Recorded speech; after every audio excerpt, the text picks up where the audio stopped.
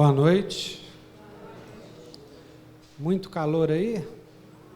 Nada? Calor é psicológico, né? Dizem que é psicológico até queimar a psique. A hora que a psique pega fogo, passa a ser físico. Mas é isso mesmo, a gente vai treinando, né? Aguentar esse calor.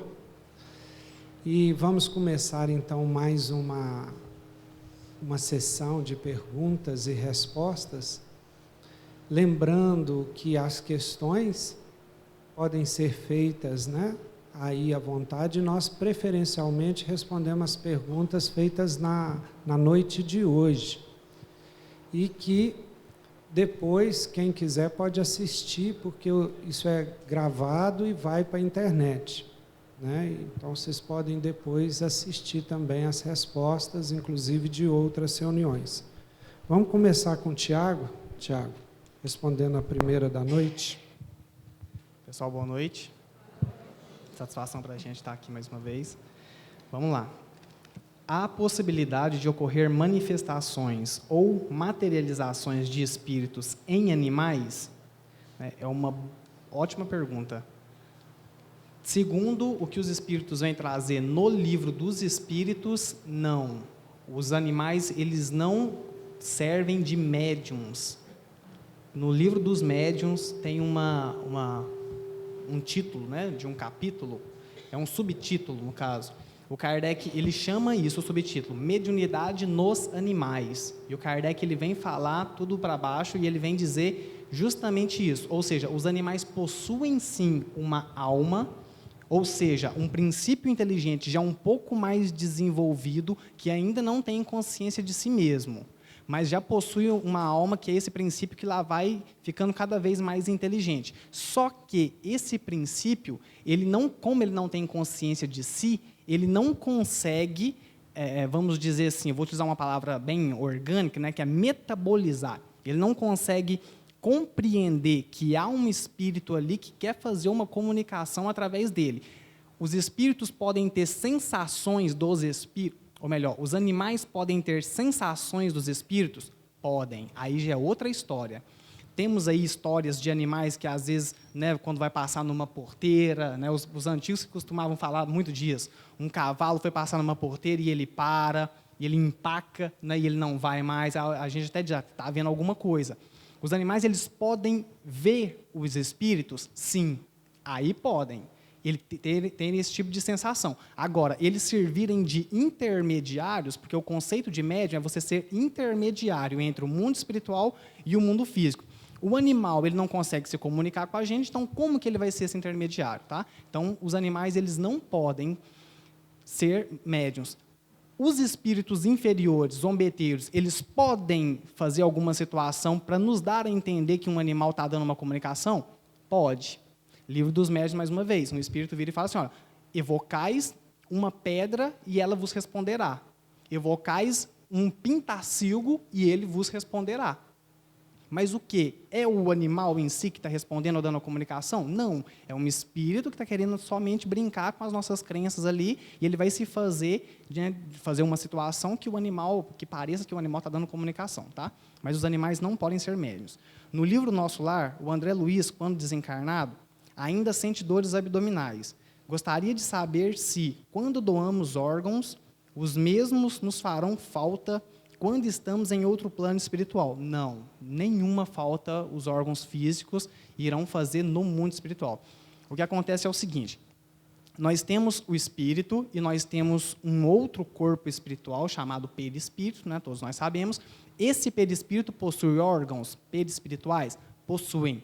Ele é que dá o molde para que o corpo físico seja feito. Então, ou seja, não é o corpo físico que dá o modelo para fazer o perispírito, é o contrário. Então, quando a gente desencarna, o corpo, esses órgãos, justamente o desencarne se dá por causa disso, porque há essa redução orgânica e essa desvitalidade que você não pode mais utilizar os órgãos, por isso que o espírito abandona aquele corpo, justamente por causa dessa desvitalização. Então, o que acontece?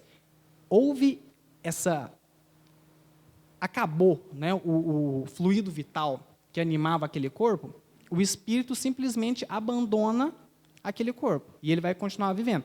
ele vai necessitar daqueles órgãos físicos? Não. O que ele pode acontecer é ele ter a percepção, ele achar, como ele ainda, às vezes, pode ser muito apegado à matéria, ele pode achar que necessita do corpo físico. Aí sim ele pode sentir falta. Por exemplo, no Consolador, o Emmanuel fala que o período mínimo de desligamento do espírito do corpo, quando há o desencarne, é de 50 horas. Aí por isso que depois ele traz, dizendo que deve-se esperar no mínimo 72 horas para fazer a cremação.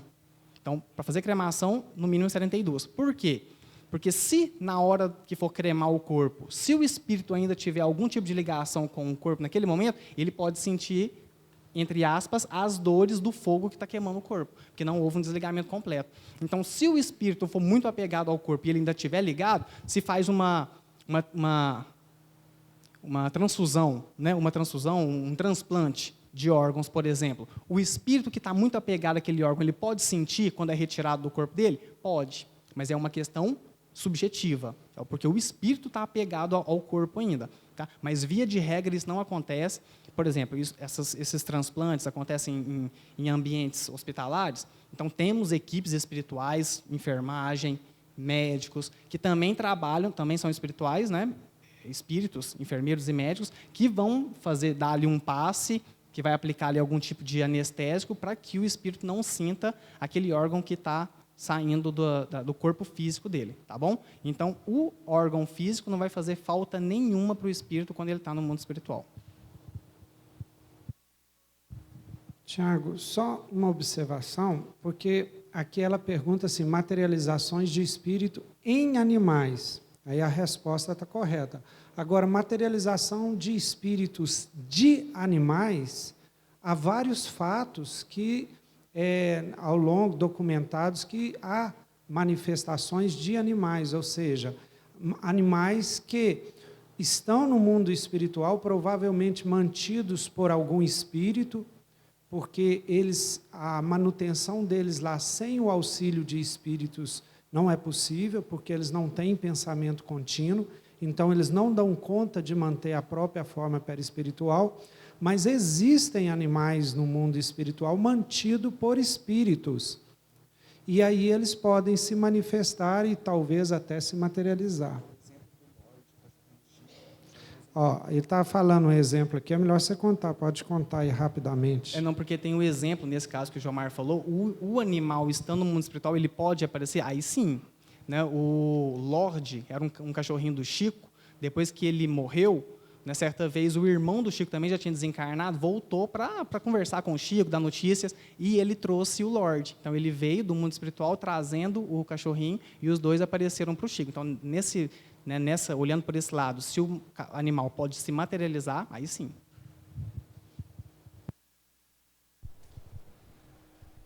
Boa noite a todos. A pergunta é a seguinte: a doença de Alzheimer começa a vivenciar o passado e, por conseguinte, a pessoa começa a ver quem já faleceu. Até onde a doutrina espírita explica sendo a pessoa portadora de uma doença de Alzheimer ou se ela realmente é portadora de mediunidade em estado latente. Não é a doença de Alzheimer que faz com que a pessoa comece a ver quem já faleceu. Isso acontece normalmente com a pessoa idosa.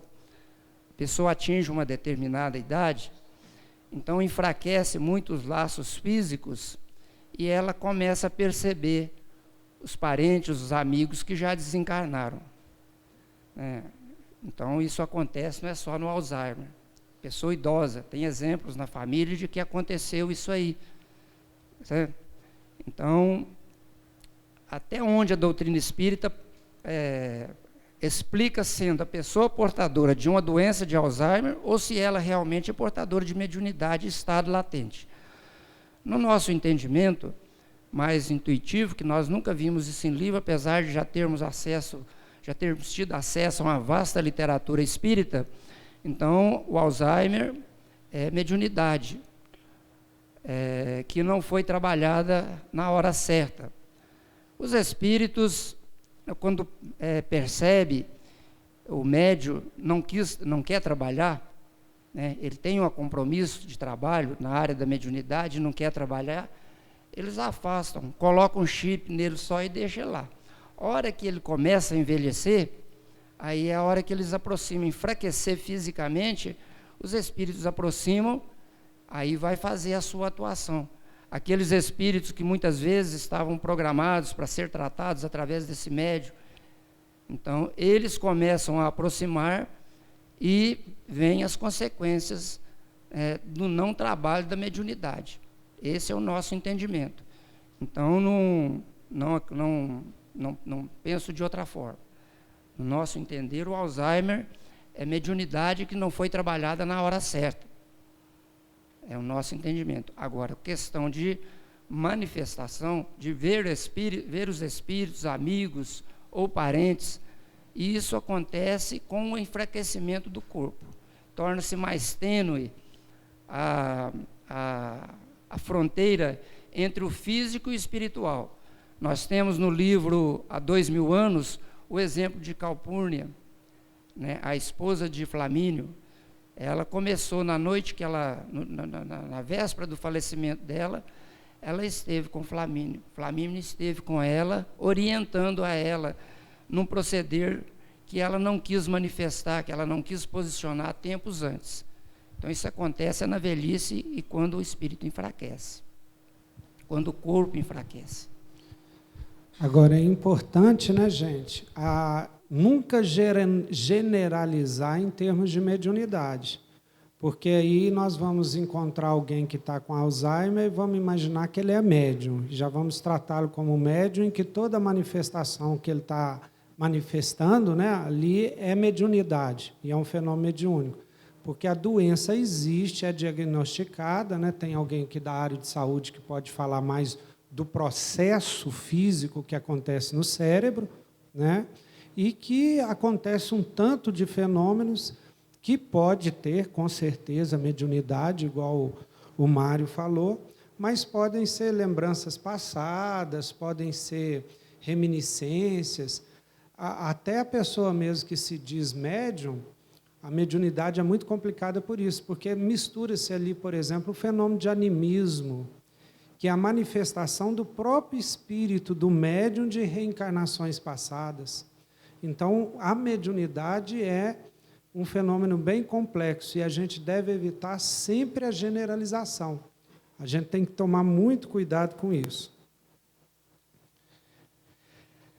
Tem uma pergunta muito interessante aqui, que a gente vai pedir ajuda aos espíritos nos intuírem para respondê-la, porque mexe muito com a nossa cultura, com aquilo que a gente foi criado desde cedo, né? Com a cultura dos nossos avós, dos nossos pais.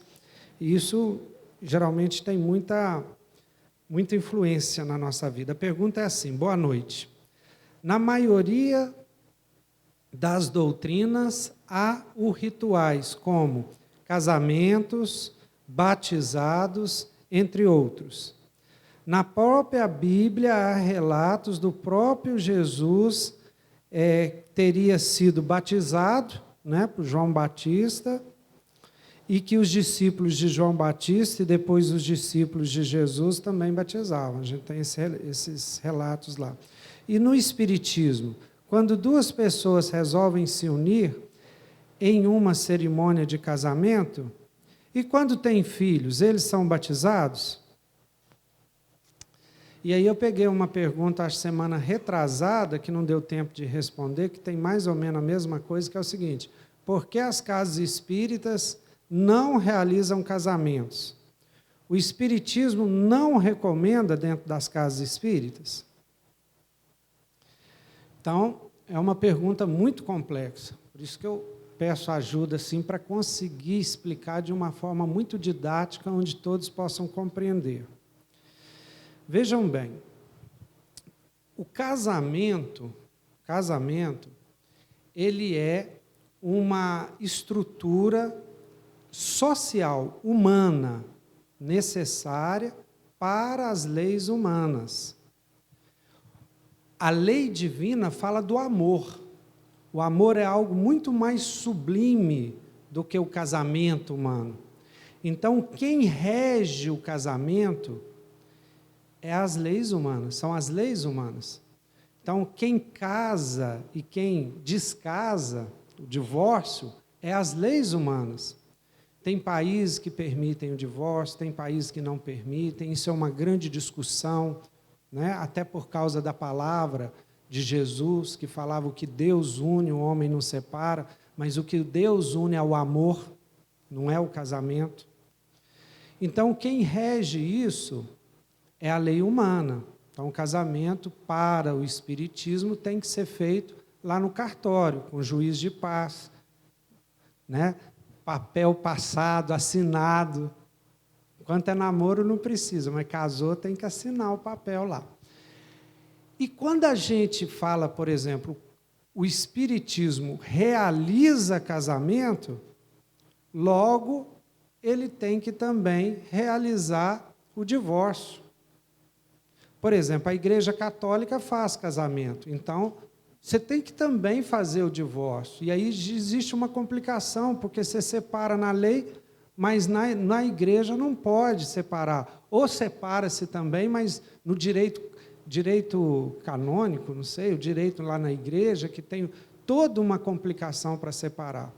Então, por exemplo, se aqui for fazer casamento, aqui vai ter que desfazer o casamento. Como é que vai ser isso? Está vendo? Então, a doutrina espírita não mexe com isso. Isso é uma questão da lei humana. Por que antigamente, centros antigos até realizava casamento? Porque no início do Espiritismo, o Espiritismo aqui no Brasil, ele acompanhava muito o que a Igreja Católica fazia. Então, tinha um hábito das casas espíritas fazerem casamento. Mas isso acabou. Agora, é errado a gente fazer uma cerimônia de casamento, fazer uma festa, convidar os amigos, fazer uma prece a Deus, pedindo as bênçãos de Deus, pedindo as bênçãos dos espíritos para essa união, né? Fazer assim uma reunião evangélica, no sentido de evocar o evangelho, falar do amor, falar da caridade, nesse momento tão bonito e tão sublime que é o casamento? De forma nenhuma. Eu já assisti vários casamentos espíritas. Geralmente quem realiza é o juiz de paz, que pode realizar fora do cartório. Ele pode ir num local, né, e realizar. Então, não há problema nenhum de que se realize essas cerimônias assim, nesse intuito. Agora, não existe dentro do Espiritismo um pastor, um padre, alguém que tenha o poder de casar, o poder de fazer um casamento. Não existe isso, né? Quem faz isso é o juiz de paz da lei humana. Já o batismo, ele tem todo um simbolismo. Na Igreja Católica é assim, quem foi batizado é católico, quem não foi é pagão, né? Pagão. E aí eu não sei se isso ainda vale, porque temos um Papa aí bem revolucionário, mas quem não é batizado ia para o inferno. Pelo menos na minha infância era isso que eles falavam para mim. Então, isso não faz sentido no Espiritismo. Olha só, será que o que vai nos levar para um mundo superior de felicidade, de harmonia, ou por um mundo de infelicidade e sofrimento, é o fato de ter passado por uma cerimônia de batismo? Passar um óleozinho ou jogar uma água? Isso é que nos vai fazer ir para o céu ou para o inferno, entre aspas? Segundo o Espiritismo, o que é? Não é a nossa conduta, as nossas obras, né? A caridade, a nossa evolução espiritual? Então, não faz sentido um ritual disso. O que nós pregamos intensamente, como Cristo pregava, é a autenticidade, a veracidade. Então, o que adianta qualquer ritual, seja do batismo, seja um ritual de humilhação, de humildade, se aquilo não existe verdadeiramente dentro do ser? Então, a gente prega digamos assim, a gente sair dos rituais que representam uma coisa e ir direto para a essência. Em vez do casamento, né, que representa o amor, ir direto no amor. Ao invés de, por exemplo, fazer um ritual de humildade, ajoelhar ou deitar no chão em sinal de humildade, que a gente busque a verdadeira humildade nos nossos atos e nos nossos pensamentos. Então, o que a gente busca é isso. Por exemplo, a questão da vela. Muita gente gosta de rezar com vela. É errado acender uma vela e rezar? Não. Mas a força da oração não depende da vela. Se eu ainda preciso da vela, tudo bem. Mas não seria melhor eu orar com mais intensidade, com mais amor, sem precisar de vela? Então, o Espiritismo sempre busca a essência das coisas. Por exemplo, a essência do batismo é a nova vida, é o renascimento para uma nova vida. Que tal a gente fazer isso em essência? Buscar essa renovação sempre, diariamente, sem necessidade de ritual. Então, é por isso que dentro do Espiritismo a gente tenta eliminar esses rituais. Mas, como eu falei, não há problema nenhum, né? Se alguém quiser batizar seu filho, não tem problema nenhum. Se alguém quiser... Por exemplo, eu uso aliança, que é um símbolo da minha união com a minha esposa, né? Não foi porque ela me obrigou, não, né? É porque eu achei que assim, como é uma cultura da nossa sociedade, todo mundo ia saber que eu sou casado. Então, isso facilita as coisas para a gente. Então, a gente segue isso, tanto eu quanto ela usamos, apesar de não ser católico, mas como um símbolo que a gente, para mostrar para todo mundo, olha, eu sou casado. Não tem problema nenhum a usar. Como também não tem problema nenhum quem é casado e não usa. Isso aí é um acordo entre os cônjuges. Entenderam? Espero que eu tenha feito me entender e respondido essas questões. Tá? E se a pessoa decidir fazer uma festa de casamento, pode me convidar. Tá bom? Obrigado. Boa noite. Sexta passada, a pergunta vai seguir no mesmo raciocínio da outra que a gente respondeu. Sexta passada, quando eu estava no Centro Espírita Jesus de Nazaré, com meus pais, voltamos para casa e encontramos a minha cachorrinha morta pela outra. Uma cena triste, pesada, muito sangue. Meu pai foi atendido e, por intermédio dele, tivemos o conhecimento que um espírito malfeitor induziu a raiva na outra cachorra. Qual o motivo? Eu, pelo menos, não tem como eu saber, né, gente? Não tem como eu saber se tinha lá um espírito malfeitor que induziu a raiva no cachorro e também, se tiver, também não tem como a gente saber o motivo. Isso pode acontecer? É uma pergunta que ela faz. Aí é que está. Isso pode acontecer. Como eu disse na pergunta anterior, sensação nos animais. Os animais têm a sensação dos espíritos e eles percebem a presença dos espíritos? Percebem. Pode ser que um espírito, então, induza um animal a fazer alguma coisa ali, que ele queira que ele faça? Pode. Isso aqui pode acontecer.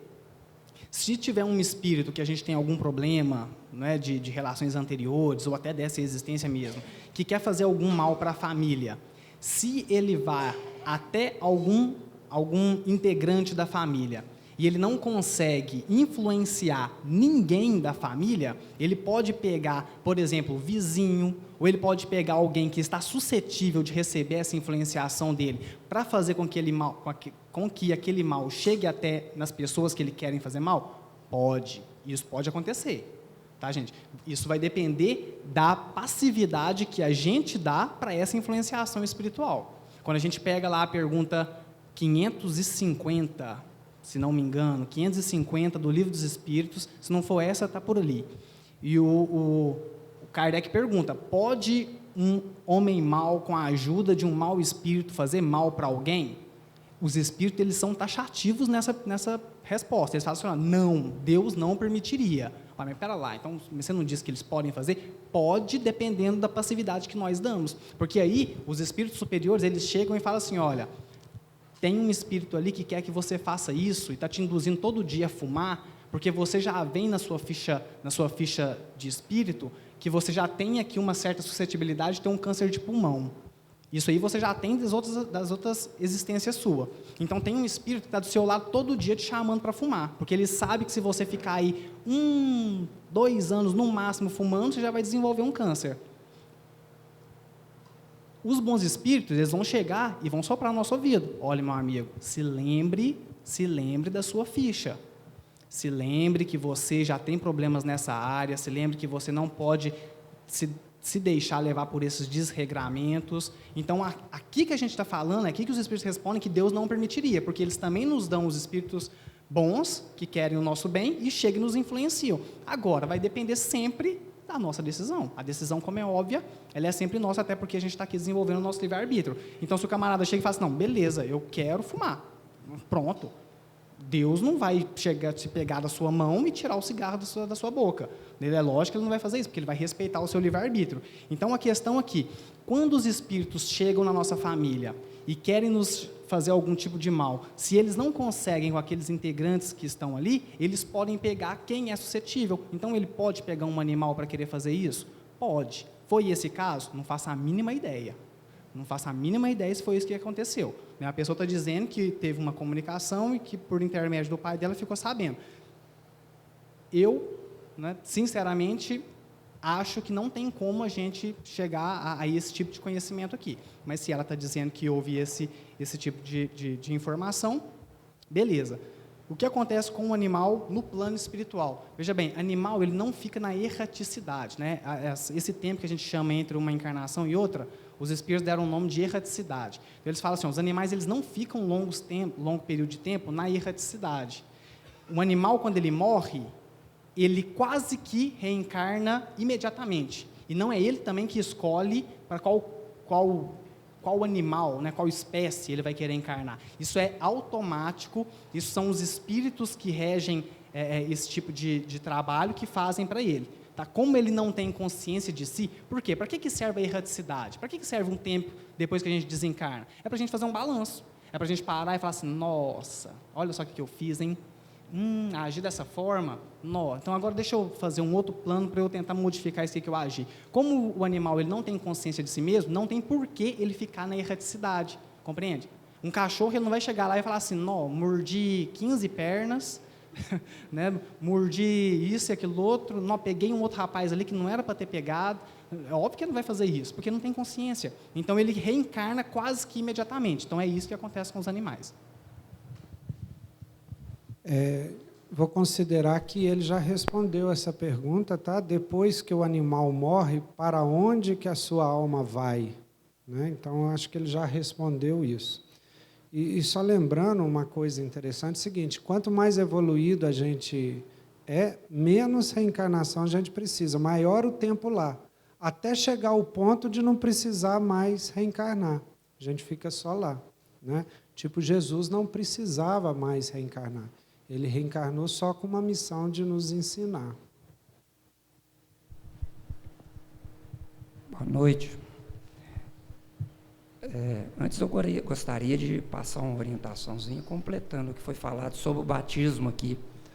Jesus foi batizado, está lá no Evangelho, para que se cumpra a lei. Então, naquela época era obrigatório o batismo, como era obrigatório a fazer a apostectomia também na criança. Então, para que se cumpra a lei. Então, que ele foi batizado. Ele jamais orientou os apóstolos a não batizar, também pelo mesmo motivo. Sabia as dificuldades que os apóstolos iam passar com a ausência dele. Complementa aí. A pergunta, pode uma criança de 9, 10 meses ver espíritos amigos ou familiares? Nós estamos aí com um número de crianças muito grande, vindo de planetas superiores para ajudar a Terra a progredir, crianças que começam a participar ativamente muito antes do que no período quando ainda criança, né, a minha geração, uma televisão na frente, uma coisa, né, um aparelho de som, então essas crianças vêm com condições muito mais evoluídas do que as anteriores. E com certeza, uma criança de 9, 10 meses já pode perceber os espíritos amigos, ou familiares, ou protetor dele. Até porque a reencarnação vai completar em torno de 7 anos de idade. Então, é possível, pode acontecer isso. Não vamos afirmar que vai acontecer, que com toda vai acontecer, mas com certeza pode acontecer. Muito bom. Vamos falar de Jesus, né? Tão bom falar de Jesus. Tem uma pergunta aqui. Pai, perdoa-lhes porque não sabem o que fazem. Isso é uma fala de Jesus na cruz, pedindo para perdoar quem o tinha crucificado. Porque o Pai, ele, Jesus, não havia perdoado? Ou ele e o Pai são um? É isso? E nós e o Pai somos também um? É imagem ou é semelhança? Então, tanto de pergunta aqui numa só, né? Então, vamos lá por parte. Jesus, muitas vezes, falava, ele e o Pai eram um, num sentido de mostrar que ele estava sintonizado com o Pai, que ele estava junto com o Pai, com Deus, que ele representava as leis divinas. Então, era nesse sentido. Agora, conosco depende da nossa evolução espiritual. Quanto mais evoluído formos, mais perto de Jesus, mais sintonizados com Jesus e mais sintonizados com o Pai. A chegar ao ponto de podermos falar como Ele. Eu e o Pai somos um. Né? Por enquanto, a gente não pode falar isso não, porque muitas vezes o Pai queria que a gente fizesse outras coisas e a gente faz o diferente, né? Mas estamos chegando lá. Agora, sobre o perdão, Jesus já havia perdoado. Se ele não houvesse perdoado, ele não tinha feito essa prece. Isso foi uma prece. Pai, perdoa-os. Jesus estava orando nesse momento. E nosso protetor tem nos ensinado muito quando fala de Jesus, e principalmente do Evangelho que nos chegou, que tudo que está lá é uma forma didática, pedagógica de Jesus nos ensinar. Então, cada momento de Jesus é um ensino dele para nós. Por isso que ele é o modelo, o melhor modelo para nós. Nesse momento aqui, ele está fazendo o que ele ensinou lá no Sermão da Montanha. Quem lembra o que ele ensinou no Sermão da Montanha? Amai os vossos inimigos. Jesus não era inimigo de ninguém, nem é inimigo de ninguém, mas na época formou-se inimigos dele, né? Os fariseus que ele criticava, os romanos que dominavam. Então, ele tinha inimigos lá. E veja, ele amava os inimigos. E aqui ele está dando um exemplo quando ele pede ao Pai perdão por eles. Na verdade, o que vai reinar é a lei da causa e efeito, da justiça divina. Todos aqueles que o crucificaram, depois responderão na história pela lei da justiça. Mas quando Jesus os perdoa e ainda faz uma prece pedindo ao Pai para os perdoá-los, ele está nos dando um exemplo do perdão. Que a gente também devia perdoar a todos, até aqueles que nos machucam, que nos crucificam, que nos agridem, que nos violentam. É o exemplo do perdão. Então, Jesus está exemplificando para que a gente faça igual. Foi isso que ele tentou demonstrar nesse momento aqui do Evangelho. Boa noite. Após a reunião mediúnica, em que o amigo vingativo resolveu perdoar o obsidiado e aceitou a ajuda dos bons espíritos, pode esse obsessor se rebelar e voltar a tentar perseguir seu antigo obsidiado? Sei que tudo depende da frequência que emitimos para não sermos atingidos. A dúvida é se este obsessor consegue retornar após os bons espíritos o levarem para ser amparado. Obrigado. Joia. Pode. Lógico que pode. É mais difícil de acontecer? Muito mais. Pelo simples motivo que é o seguinte. Aqui nós estamos, o corpo é como se fosse um escudo. O corpo é como se fosse um local onde o espírito e as suas reais intenções se esconde. Entende? Aqui nós passamos um verniz social e a gente fala uma coisa que a gente não queria, né? A gente acaba de conhecer alguém, a gente olha e fala, nossa, mas não bati bem com aquela pessoa, mas aqui no rosto, né, a gente fala, prazer, né, você é muito linda, e aquela coisa toda. Por quê? Porque dentro a gente pode viver uma coisa e por fora a gente pode falar outra. O corpo nos ajuda bem nisso. Então, o corpo, ele é como se fosse uma defesa ainda para a hipocrisia do espírito. Veja bem, hein? Devido a essa... Por isso que nos seus estados mais primitivos, ele é cada vez mais denso. É óbvio isso. Ele é cada vez mais denso no seu estado primitivo, que a gente ainda não cultua bons pensamentos. Então, a gente pode mascarar as nossas reais intenções. Quanto mais você vai desenvolvendo, quanto mais você vai depurando os seus sentimentos, menos você tem necessidade de mascarar as suas reais intenções. É por isso que o corpo físico vai ficando cada vez mais etéreo, até você não precisar mais dele. Compreende? Então, aqui nós podemos fazer isso. No mundo espiritual, a gente já está sem um corpo físico. Então, a gente mascarar uma real intenção estando no mundo espiritual é muito mais complicado. Então, trazem um espírito para uma reunião de desobsessão, conversa com o espírito, vamos supor que passei 2, 3, 5 reuniões, e esse espírito realmente se convence de que ele já não vale mais a pena perseguir aquele espírito. Quando ele chega nessa decisão, realmente é porque ele chegou nessa decisão. Por quê? Porque ele não consegue mascarar, compreende? Então, o espírito, estando no mundo espiritual, ele não consegue fazer esse tipo de fingimento. Então, quando ele realmente, né, se arrepende, não vou seguir mais essa pessoa, é realmente de coração. Agora, ele fez isso, fez o trabalho de desobsessão. A vida continua. Pode ser que depois, quando a vida continua e ele começa a ter outras notícias daquela pessoa que ele estava obsidiando, ele volte a nutrir os mesmos sentimentos? Pode. Basta a gente lembrar do André Luiz.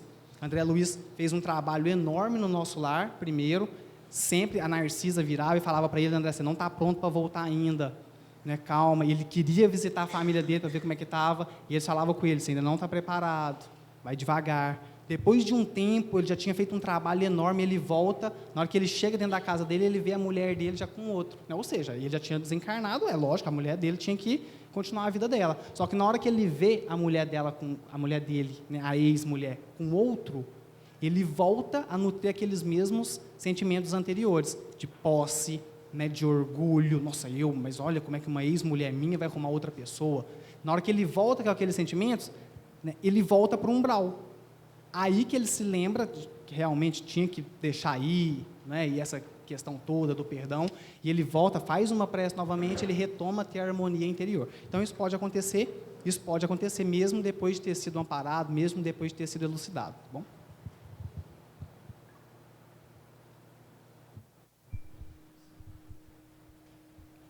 E se tratando que o homem veio do macaco, Joana de Ângeles, no livro Amor, Imbatível Amor, ela nos fala que o ser humano fomos criados simples na forma, fomos todos criados simples na forma e ignorante no conhecimento, manifestando através dos automatismos primevos no mineral, galgando os degraus da sensibilidade no vegetal, atingindo o instinto no animal, a inteligência e a razão no ser humano. Então, antes, quem falou que o homem veio do macaco foi o homem mesmo. A Torá não sei em qual dos seus livros, né, o Velho Testamento, não sei em qual dos seus livros, fala que nós viemos do lodo da terra, do limo da terra. O lodo da terra, esse que normalmente na época de chuva há muita prodigalidade no nosso meio, é a transição entre o mineral e o vegetal. Você pega ele, esfarela ele você não sabe se ele é vegetal ou se é animal. Então, é essa transição. A alga marinha é a transição entre o vegetal e o animal. A alga marinha faz a quimiossíntese, que é próprio dos animais, dos vegetais, e já se alimenta por falsos estômatos, que é próprio dos animais. A transição entre o animal e o ser humano, a Revista Espírita nos fala que acontece nos mundos superiores. Mas nós temos um exemplo muito grande aqui, na Terra mesmo. A nascente do rio Nilo é muito difícil, mesmo com todos os recursos náuticos que nós temos, é muito difícil de ser atingida, né, pelo ser humano. E a população lá é muito primitiva ainda, os pigmeus de cor negra, e você percebe que aquele que está ainda no galho do pau, que ainda não conseguiu descer da árvore, é semelhante àquele que já está na terra. É questão só do psiquismo ganhar algumas informações mais e chegar nesse estágio. Então, de formas que nós já habitamos todos os corpos, tanto mineral como vegetal, como animal, e estamos já há bem tempo na condição de ser humano.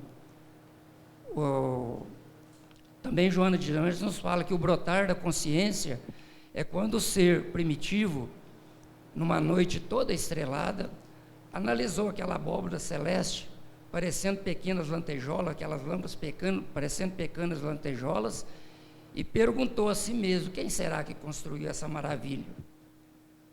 Foi o brotar da consciência. E essa maravilha, diz que na mesma hora brotou nele a inveja e o ciúme. E para ele construir, descobrir, aproximar de quem construiu essa maravilha, ele tem que tirar de dentro dele essa inveja e esse ciúme que brotou nesse momento. Então nós já animamos todos os corpos, que tem tanto vegetal como animal, como mineral, e estamos na forma humana, galgando esses degraus, como se diz o Alexandre Herculano, né, nosso grande gramático, tentando galgar os degraus da honra para se aproximar de Deus. Vou tentar responder aqui de forma mais rápida, né, porque nosso tempo está diminuindo. Primeiro, uma pergunta ainda sobre o perdão, né, que a gente falou do perdão aqui. Cheguei a tentar suicídio. Tenho perdão? Claro, né, todos nós temos perdão. Inclusive aquele que tenta e comete suicídio tem também o perdão. É chegado um momento que ele também se perdoa. Porque o nosso problema não é o perdão do Pai que nos perdoa sempre. É o problema do auto-perdão. E o auto-perdão, ele é construído através de uma mudança de postura. Quando eu começo a fazer o bem, quando eu começo a acreditar em mim mesmo como um ser filho de Deus, então eu me perdoo. Mas, para eu perdoar, eu tenho que mostrar para mim mesmo que eu estou arrependido e que eu estou querendo evoluir, que eu estou querendo mudar, para que a minha própria consciência me perdoe. É o princípio da autoestima.